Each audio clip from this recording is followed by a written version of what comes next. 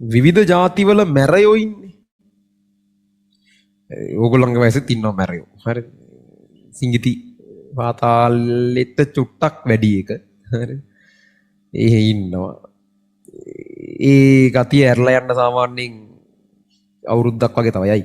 එහෙම තියෙන උන්ට. සමහරක් යෝන්ගේ දැන් මේ වෙද්දී ගොන් ගතිය ඇරිලා. සමහර උන්ගේ තාම නැහැ. සමහර උන්ගේ දැන් තමයි පටන් ගන්න. හරි. උන් ටිකක් පරක්කුයි. ඒ හින්දාම උන් අවුලුත් වැඩි. හරි.